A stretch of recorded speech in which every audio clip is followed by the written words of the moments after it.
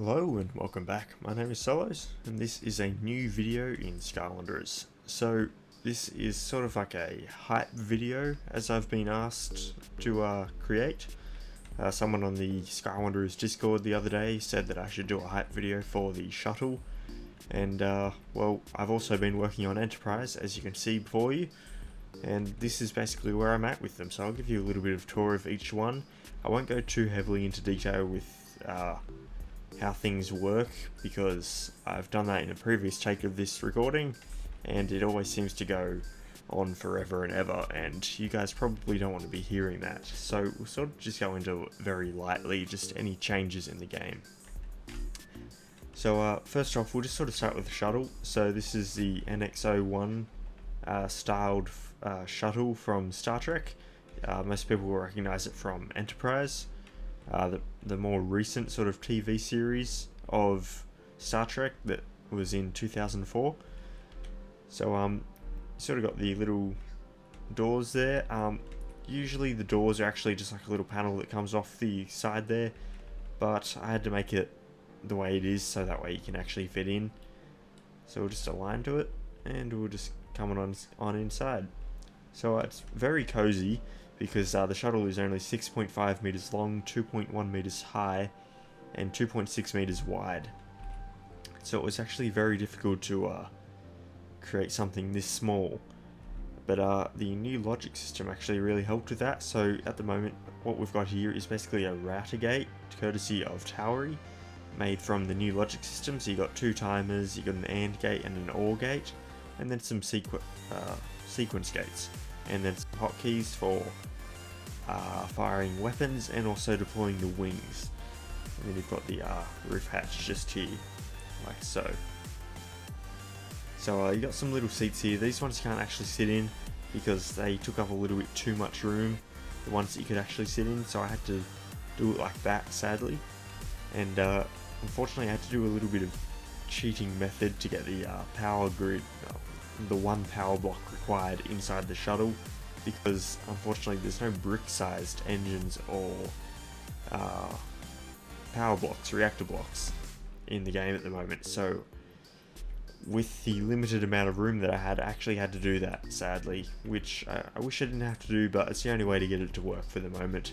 So it's how it will be until we get some smaller system blocks. The ship core is hidden in the front nose of the ship, just in front of the console basically. You can fit 3 people in here. I would say comfortably, but it is very cozy, so I don't know, sort of comfortably. We'll just close the door here and we'll have a bit of a look around. So you got the back area here, you got the logic on the wall with the engines, the light and the power block, and then you've back up the front here, you've got the console, and you've got the sort of co-pilot seats, and then the other door on the other side here. So you sort of sit down, spin the chair around with that switch back there, and then you've got the spin chair around switches, like so. And then you've got controlling the ship, you've got deploy wings, that switch is nothing for the moment, so keypad, the control sticks, that is the light, and then you've got the door switches that will close all the doors or open all the doors on the shuttle. And that's basically it. There's not a whole lot to it. There's no shields because this shuttle was actually really before the era of shields. They could only polarize the hull plating, which I guess is a shield in itself, but not the sort of shields that this game sort of offers. So we're just sort of going for hull density for the moment, I guess. But we'll just sort of control the ship.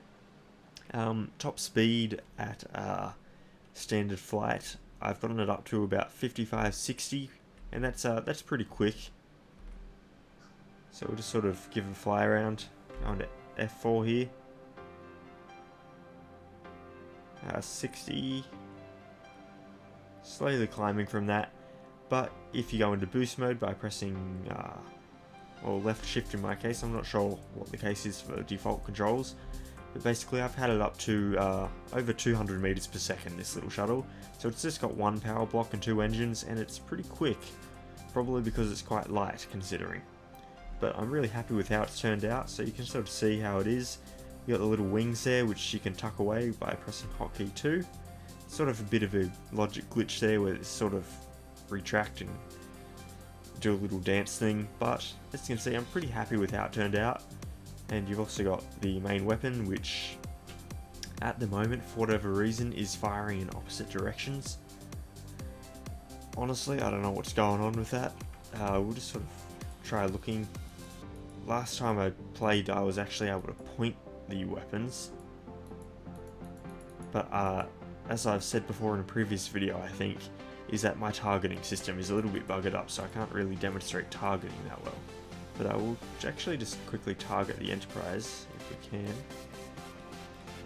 There we are. So you get this sort of like glitch sort of effect when you first target something, which is pretty cool. And then as you can see, you've got the Enterprise down there, which, if it doesn't look cool in person, just in front of you, then in the bottom right corner it looks pretty cool. I'd be pretty terrified seeing that when I sort of middle click and then see what the ship is that's coming towards me. Like, I'd be freaking out because it's awesome, but also freaking out because, you know, I'm in a little shuttle and there's the Enterprise. But all that sort of stuff aside, there it is. It's a pretty big ship. It's built to scale, just in case anyone was wondering.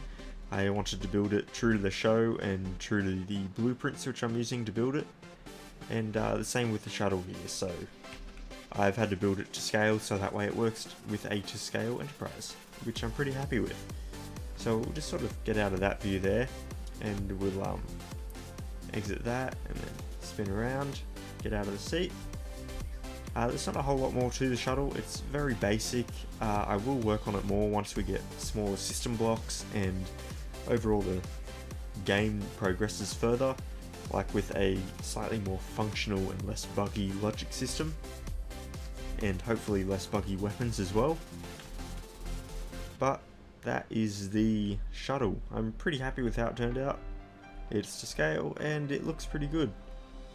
The engines, which could be a little bit further back, but I had to make room for the little back canopy cockpit interior area, whatever it's called.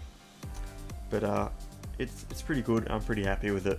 If only we could have some little text, that would be ideal. And we'll just sort of move on to Enterprise now. So to scale, as I said, I've only sort of worked on part of it, and that's because I've hit the child entity limit. Basically, if I try placing child entity, then I will break the game. It sort of hits a global limit. You can only have so many ships in the world, and that number at the moment is up close 400 or 500 or something entities, but for every child entity, so anything built off of a hinge, slider, rotator, etc., then that counts as a child entity. And this ship has a lot of child entities, so in the 400 or something there, and then if I have a shuttle with 10 or 15 or something child entities, and then I have some other ship with more child entities on it, then I just hit the limit of 400, whatever it is, and then I can't place any more child entities. It just sort of breaks the game and stops it from working. So that's just a bug at the moment, which hopefully gets ironed out, and hopefully it's fixed sooner rather than later, so that way I can continue work on the ship in its, hopefully, glory. So nacelles are heavily under construction. I haven't really worked towards the back at all. That's not really how things will look once it's done. That was just me placing blocks, trying to get a general look of the ship, because you can't just sort of build a dish and say, hey, look at the Enterprise. You sort of need the nacelles there to make it iconic. And I think I've sort of achieved that for a basic part at least. But overall I'm really happy with how the ship's looking. You can sort of see a mock of what some of the paneling would look like once it's more or less complete. So I've tried to go for a sort of smooth curve hull, and you can use standard child entities like that, but then it doesn't look quite right because the blocks don't meet up, and then there's glitching effects, just like the hinge inside the block is glitching, whereas this, using the freeform on the hinges, really just sort of adds that little extra detail. And also I can chip into it later on, add the little circular windows and the phaser cannon ports, which I think there's like 4 or something on the top, or maybe only 3 or something, I don't know. There's a few on the top, somewhere along here, and yeah, so I'll be able to chip into the freeform and make it look a little bit more realistic, because at the moment it's just sort of building what I can, making it look the part for the moment, which I feel like I've captured pretty well. So you got the plaque of the ship basically, you got the deflector dish here, which is just a mock. This isn't actually what it will look like when it's finished.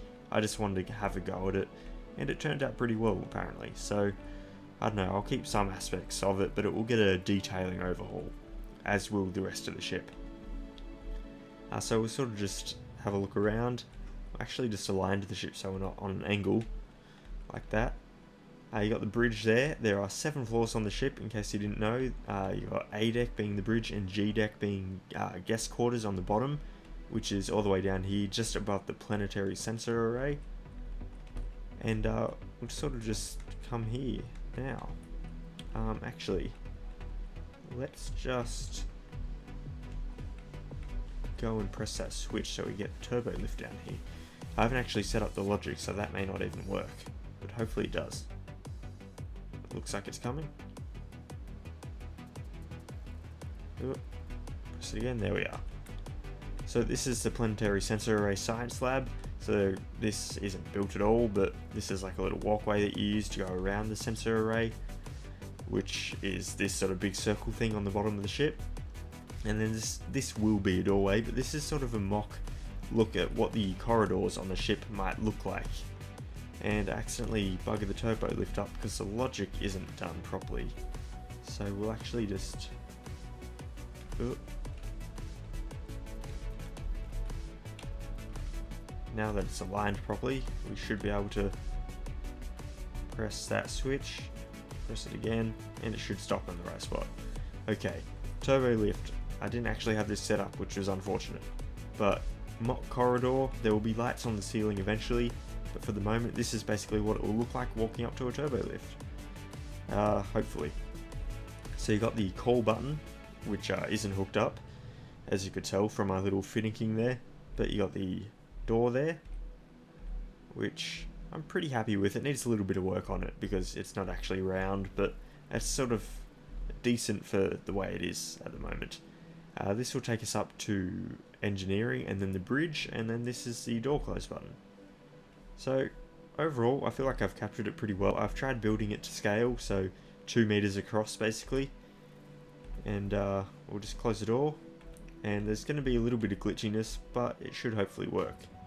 This should actually take us up to the bridge, not engineering unfortunately, but we should be at the bridge now. So 7 floors up on the bridge. The turbo lift is now at an angle because they can rotate and change the direction at which you exit the elevator basically. So say on E deck I think you exit facing starboard, whereas on F deck you exit facing port, and then say B deck you exit facing the back of the ship aft. So it sort of changes depending on the floor you're on, so I had to make it so the entire thing could rotate and not lose the functionality of the door, like so.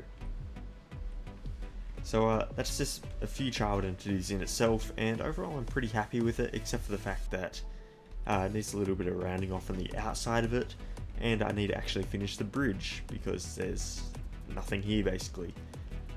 But I think I'll work on that next after I've done a little bit more of the guest quarters, to sort of build the bridge, have a look at how it is, and I reckon it will turn out really well. But basically, turbo lift is pretty good. I'm pretty happy with it. So we'll just sort of go down. No gravity, so it's sort of a bit glitchy. And we should be on E deck now. So it's sort of nothing here, but E deck is where everything is at because it's the widest most part of the ship. But I'm really happy with how it's all turning out.